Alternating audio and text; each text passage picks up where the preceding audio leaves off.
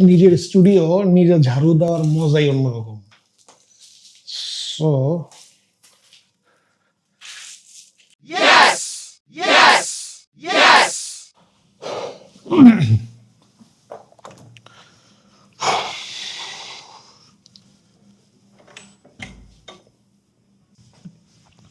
ঘটনা হলো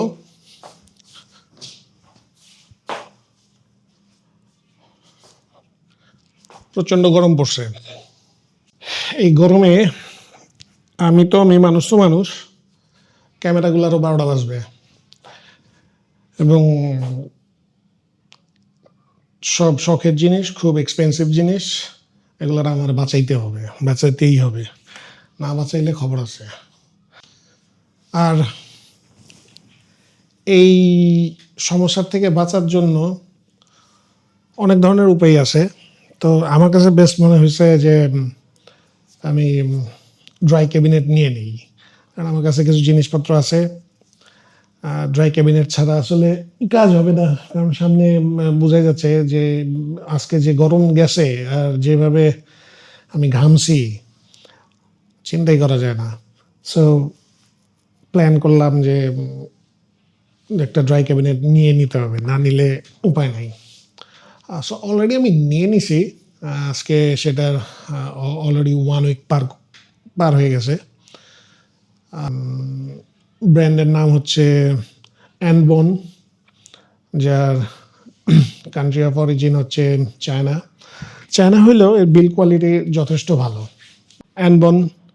অ্যানবন dry cabinet 80 litre. তা আমার জন্য 80 লিটারটাই সাফিসিয়েন্ট, বিকজ আমার টুকটাক অনেক কিছু আছে। সো সবগুলো একসাথে কাজে লেগে যাবে। এটা তৈরি করে হচ্ছে জুহাই অ্যানবন টেকনোলজি কোম্পানি লিমিটেড, আর এটা বোধহয় চায়নার। এটা আসলে known for producing digital automatic dehumidifying cabinet for various অ্যাপ্লিকেশনের এই জিনিসটা ব্যবহার করা যায়। এটা যে শুধুমাত্র অনলি ক্যামেরা বা এই জাতীয় জিনিসই হিউমিড করে তা না, এটা আর অনেক কাজ আছে। দিয়ে দিব আমি ডেসক্রিপশনের মধ্যে, এটা দিয়ে দিব, আর প্লাস একটা ছবিও দিয়ে দিব। এটার মধ্যে অনেক পুরানো দিনের দলিল, দস্তাবেজ, কাগজ, এগুলা যেগুলা অলমোস্ট 60 ইয়ার্স, 70 ইয়ার্স, 100 ইয়ার্স হয়ে গেছে, ওগুলা এই কাগজগুলা নষ্ট হয়ে যায় এইসব আর্দ্রতার কারণে, আস্তে আস্তে চিপতে থাকে। সো ওগুলা এর মধ্যে স্টোর করা যায়, সমস্যা হয় না কোনো। This is my অ্যানবন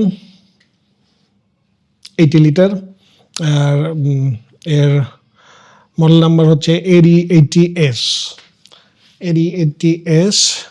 80 litre. এটার মধ্যে 4টা স্টেপ আছে। ফার্স্ট স্টেপটা খুলে দেখাই।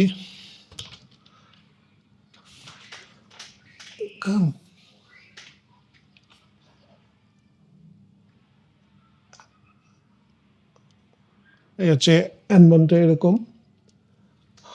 ওই উপরে একটা ছোট একটা মনিটর আছে, ও হচ্ছে ওইখানে আমাকে রিডিং দিচ্ছে যে এখন টেম্পারেচার, লালটা হচ্ছে টেম্পারেচার শো করতেছে এবং নীলটাতে ও কি হিউমিডের মধ্যে স্টোর রাখে জিনিসগুলাকে ঠিকভাবে, যাতে না ঘামে সেই জন্য, বা ফাঙ্গাস জাতীয় না পড়ে এর জন্য। এর ভিতরে একটা লাইট আছে, দিস ইজ দ্য লাইট। রাত্রেবেলা দেখতে সুন্দরই লাগে। ওকে, এটা বডি হচ্ছে স্টিল বডি। এটার মধ্যে 4টা রুম আছে, বাট স্টেপ হচ্ছে 3টা, 1 2 3, আর ওই লাস্টে একটা। সো এই 4টা স্টেপের মধ্যে যে জিনিসগুলো থাকে এগুলো হচ্ছে ফোমের জিনিস, লাইক দিস, জাস্ট নর্মাল ফোমের উপরে জিনিসগুলো থাকলে ও স্টেবল থাকে, কোনো সমস্যা হয় না। সপ্তাহখানিক হয়ে গেছে, সো আনবক্সিংয়ের ভিডিওটা আমি করি নাই। সো এই বক্সের মধ্যে তেমন কিছুই থাকে না। বক্সটা খুব সুন্দর ভিতরে সেফ ভাবে থাকে জিনিসটা, যাতে কোনোভাবে ঝাঁকি-টাকি ট্রান্সপোর্টের সময় ঝাঁকি-টাকি লেগে নষ্ট যাতে না হয়। খুব ফোম-টোম দেয়া থাকে প্রোটেক্ট করার জন্য।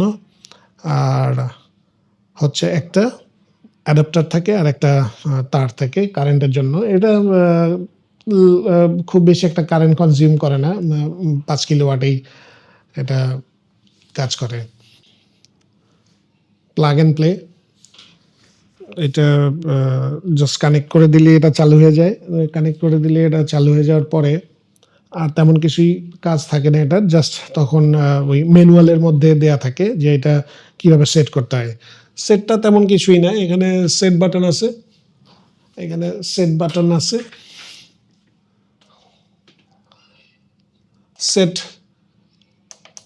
সেট করলে ডাবল ক্লিক করলে জাস্ট করতেছে। এটা জাস্ট কি করতে হয়, মিনিমাম যে RH, এখানে RH আছে, এই RHটা মিনিমাম করে রাখতে হয়।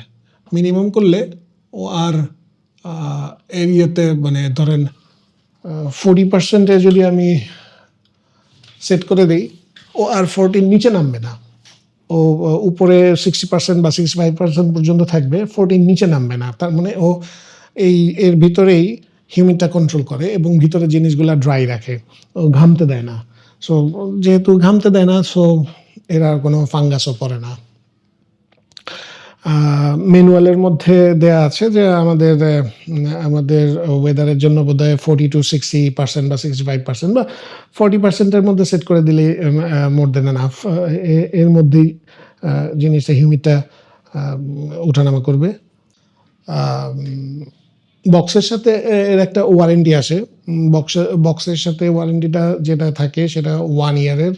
1 ইয়ার হচ্ছে এই ডিসপ্লেটা আর অ্যাডাপ্টারটা, মানে যেটা দিয়ে আমি কারেন্টের কানেকশনটা নেই, এইটার জন্য 1 ইয়ারের একটা ওয়ারেন্টি আছে। আর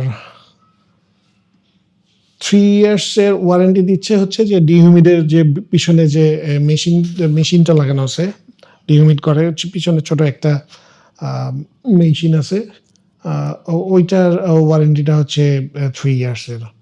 সো এই হচ্ছে ড্রাই ক্যাবিনেট। খুব ইজি জিনিস, খুব আর এর প্রাইস অবশ্যই প্রাইস একদম সস্তা বা কম বলা যাবে না।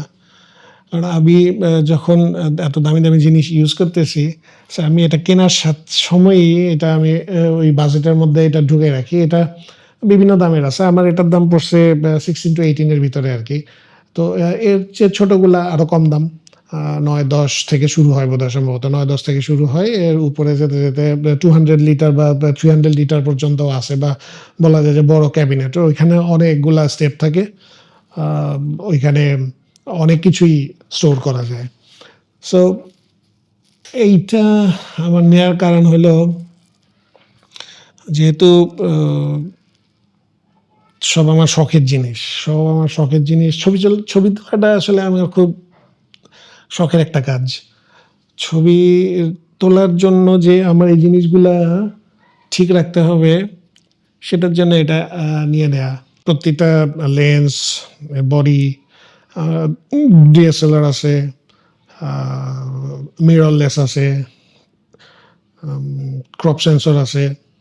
সো এইগুলা যেহেতু আমাকে টিকায় রাখতে হবে, এবং যেহেতু এগুলা ভালো ব্র্যান্ডের জিনিস, এবং এগুলা 5-6 বছর বা 3-4 বছর ইউজ করার পরে আমি যদি রিপ্লেস করে অন্য আবার কিছু মডেল চেঞ্জ করতে চাই, এগুলাকে আমি ঠিক রাখতে পারলে আমি একটা মোটামুটি ভালো দাম পাবো। সো সেগুলা সব কিছু চিন্তা করেই আসলে আমার এটা একসাথেই নিয়ে নেওয়া। আর কি বলে, ছবি বিগিনার ছবি তোলার জন্য, ছবি বা ভিডিও হোয়াটএভার ইট ইজ, এর মধ্যে যে কোনো ডিভাইসই স্টোর করা যায়, নষ্ট হয় না সাধারণত। অ্যাটলিস্ট এর যে ইলেকট্রনিক্স ব্যাটারিগুলা, লিথিয়াম ব্যাটারিগুলা থাকে, ব্যাটারিগুলা এই ওয়েদারের কারণে তার লনজিভিটি কমতে থাকে। তো একসাথেই বাজেটিং করা ভালো। এটা সাধারণত যারা এক্সপেরিয়েন্স আছে তাদের তো এগুলা বাসায় আছেই।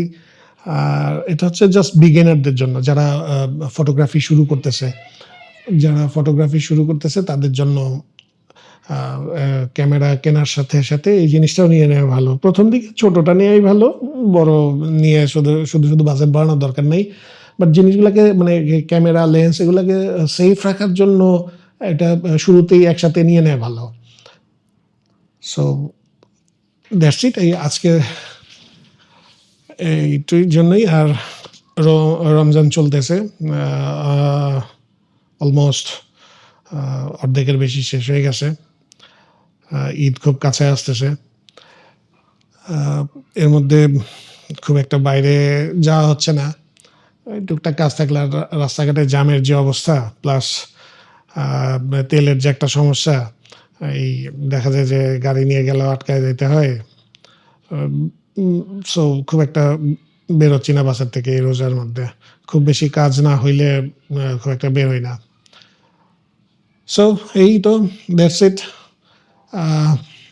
আবার দেখা হবে নেক্সট কোনো ভিডিওতে। Thank you so much.